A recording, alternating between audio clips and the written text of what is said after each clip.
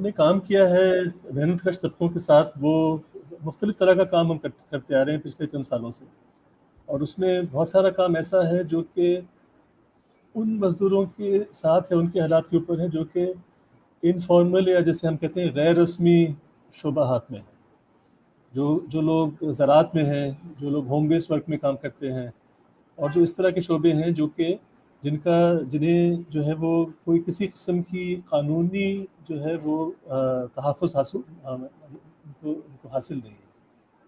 تو جس طرح سے میں نے بتایا کہ ان لوگوں کو، یعنی پورے بڑے بڑے طبقے ہیں، ان کو ہم نے معیشت سے کے بالکل ایک کنارے پہ رکھا ہوا ہے، اور جب تک ہم ان کو جو ہے معیشت کے اندر داخل نہیں کریں گے تو نہ صرف ان لوگوں کی اپنے حالات میں بہتری نہیں آئے گی بلکہ معیشت کے حالات میں بہتری نہیں آئے گی۔ یہی جو ہے جو آپ کی ورک فورس ہے، اگر اس کو آپ باقاعدہ طور پہ انگیج کریں گے، ان کے حقوق ہوں گے اور ان کے ساتھ ایک مستقل تعلق ہوگا امپلائرز کا بھی اور سرکار کا بھی، تو یہی لوگ جو ہیں وہ آپ کی جو ہے وہ بنیں گے، بنیاد بنیں گے معاشی ترقی کے۔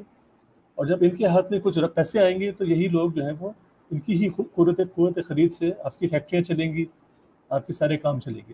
اب یہ چیز جو ہے وہ اور ملکوں میں ہم دیکھ رہے ہیں کہ ہو رہی ہے۔ اگر ہم اس کا موازنہ کریں پاکستان کا ایک ملک سے، مثال کے طور پہ بنگلہ دیش سے کریں یا ویتنام سے کر لیں، چین سے آپ چھوڑنے چلیں، چین کی اپنی کہانی ہے، لیکن بہت سارے ایسے ممالک ہیں جہاں پہ آپ دیکھ رہے ہیں کہ یہ چیزیں ہوئی ہیں کہ معاشی ترقی کے ساتھ ساتھ وہ مزدور جو کہ غیر رسمی کام کر رہے تھے اب وہ ایک سسٹم کے اندر آ گئے، ان کو تحفظ مل گیا، ان کی اپنی گروتھ ہو رہی ہے، ان کی اپنا جو ہے وہ ان کے ہنر بڑھ رہے ہیں، اس ہنر کی ایک ویلیو ہے، اور اس کے بعد ان کی جیب میں کچھ پیسے آ رہے ہیں جس کی بنیاد پہ وہ خود ایک کنزیومر بن رہے ہیں۔ تو وہ سارے ممالک جو ہیں وہ انہی حالات سے شروع کر کے جہاں سے پاکستان تھا، لیکن مزدوروں کے حقوق کی تحفظ کے ساتھ کسی حد تک، یعنی وہاں بھی بہت سارے ان کے حقوق جو ہیں ان کی پامالی ہو رہی ہے، لیکن کسی حد تک پاکستان کے مقابلے میں زیادہ تحفظ ہے۔ اس کی بنیاد پہ انہوں نے اپنی معیشت کو کھڑا کرنا شروع کر دیا، اور تمام دنیا کی تاریخ اسی طرح سے ہے۔ دنیا کا کوئی ایسا ملک ہی نہیں ہے جو کہ لوگوں کو ٹھیکے پہ مزدور رکھ کر مسلسل یہ دکھا سکے کہ ہم نے ہماری معیشت میں ترقی کی۔ اچھا، ایک چیز جو مسلسل کہی جا رہی ہے پچھلے دنوں، وہ یہ کہ جی یہ جو منیمم ویج کا کانسیپٹ ہے یہ بہت ڈیٹڈ کانسیپٹ ہے۔ اب آپ جو ہے لیونگ ویج پہ بات کرتے ہیں، تو آپ کو کیا لگتا ہے کہ ہمارے یہاں مختلف جگہوں پہ مختلف منیمم ویجز دی ہیں؟ سندھ میں 25,000 دی، خیبر پختونخوا میں 21,000، پنجاب نے 20,000، اور یہ بات بالکل ماننے کی ہے کہ شہروں میں جو منیمم ویج ہے وہ زیادہ ہونی پڑے گی، اس لیے کہ ظاہر ہے یہاں پہ مہنگائی زیادہ ہے، اور اس کے مقابلے میں بہت سے علاقے ایسے ہوں گے جہاں پہ اس سے کم پیسوں میں بھی گزارا ہو سکتا ہے۔ اگر صرف ایوریج پہ چلایا جائے گا تو کچھ لوگ خاصے بری طرح پھنسیں گے اور کچھ لوگوں کو بڑا فائدہ ہوگا۔ تو ہمیں منیمم ویج ایک پورے ملک میں ایک نہیں بلکہ ہمیں ریجنز دیکھ کے سوچنی پڑے گی، لیکن وہ کیا ہو سکتی ہے؟ منیمم ویج کا کانسیپٹ کیا ہو سکتا ہے؟ ہم کتنے کہیں کہ بھائی اتنے تو ضرور ملنے چاہیے؟ آپ کے ذہن میں کیا فکر آتی ہے، یا آپ لوگوں نے جو کام کیا ہے گا تو اس کے حوالے سے کیا کہہ سکتے ہیں مختلف علاقوں میں جہاں ڈیولپمنٹ زیادہ ہے، وہاں جہاں کم ہے، جہاں بالکل ہی نہیں ہے، کیا کیا ہونی چاہیے؟ اس پہ منیمم ویج جو ہے وہ تو ظاہر ہے کہ ایک طرح سے ایک سیاسی فیصلہ ہوتا ہے، اور اس کے پیچھے کوئی بہت زیادہ جو ہے وہ باریکی میں اتنا کام نہیں ہوتا، اور ایک فگر آ جاتا ہے، لیکن اس فگر کی اہمیت یہ ہوتی ہے کہ پھر اس کی پابندی جو ہے وہ کرنی پڑتی ہے بہت سارے شعبات میں۔ بہت سارے شعبے ایسے ہیں جہاں پہ اس کی پابندی نہیں کی جاتی، لیکن کئی ایسے شعبے ہیں جہاں پہ اس کی پابندی کی جاتی ہے، تو لہٰذا کچھ اثر پڑتا ہے لوگوں کی زندگیوں کے اوپر۔ ایک اور تصور ہے جس کو کہتے ہیں لیونگ ویج، اس پہ جو میرے دوست ہیں اور ساتھی ہیں ڈاکٹر اسد سعید، انہوں نے بہت زیادہ کام کیا ہے اس کے اوپر، اور وہ اس کو کیلکولیٹ کرتے ہیں، نہ صرف پاکستان میں انہوں نے کیا بلکہ وہ دنیا کے اور ملکوں میں بھی کر رہے ہیں۔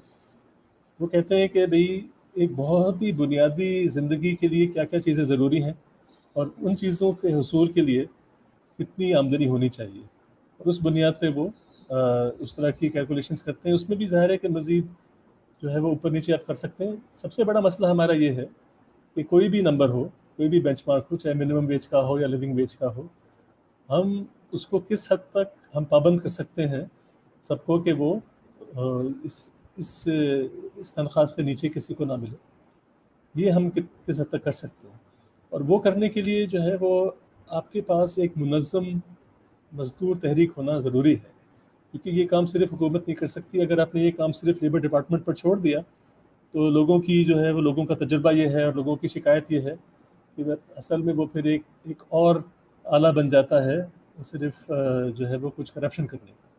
تو جب تک مزدور تحریک منظم نہیں ہے، جب تک مزدور تحریک مضبوط نہیں ہے، جب تک مزدور جو ہیں وہ ایک اجتماعی طور پہ چیزیں جو ہے مطالبات نہیں کر سکتے اور نہیں کر رہے، تو اس وقت تک ان تمام چیزوں کا اخلاق بہت مشکل ہو جاتا ہے. تو اس میں سب کا رول ہے، حکومت کا بھی رول ہے ظاہر ہے. اور لیکن جو لیونگ ویج کی جو اسد کی آپ نے بات کی، اسد سعید صاحب کی، اسد سعید نے کیا پاکستان کے لیے لیونگ ویج کیا ان کے خیال میں ہونی چاہیے؟ مجھے وہ تفصیلات یاد نہیں، لیکن یہ منیمم ویج سے کچھ زیادہ ہے. اور اچھا. وہ انہوں نے مختلف جگہوں پر کی ہے. انہوں نے کچھ کام کیا تھا سیال کوٹ میں، کچھ کام کر رہے ہیں وہ چارسدہ میں. تو مختلف جو ہماری صنعتیں ہیں اس کے ارد گرد کر رہے ہیں. تو وہ بتا رہے ہیں کہ بھئی ان حالات میں ان جگہوں پہ منیمم ویج کیا ہونی چاہیے. تو وہ ظاہر ہے کہ عام طور پہ وہ جو لیونگ ویج ہے وہ منیمم ویج سے زیادہ ہو کے آ رہی ہے. اور اس میں ظاہر ہے کہ ہمیں کوئی بہت زیادہ حیرت نہیں ہے، کیونکہ جو معیار ہے لیونگ ویج کا، جتنا لوگوں کی اس میں یہ دیکھا جاتا ہے کہ لوگوں کی کتنی صلاحیت ہے، مختلف چیزیں جو ہے مختلف اشیاء تک ان کی کتنی پہنچ ہے.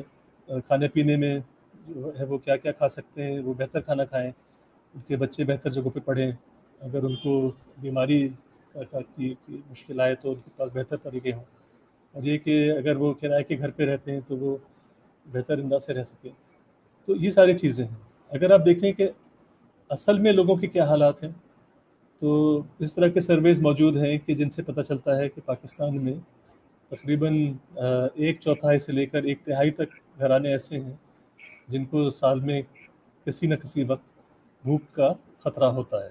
دیکھیے وہ لیونگ ویج کے لیے تو ہم یہ کہتے ہیں کہ آپ ہفتے میں ایک دفعہ کم سے کم گوشت یا مرغی یا مچھلی ضرور کھائیں.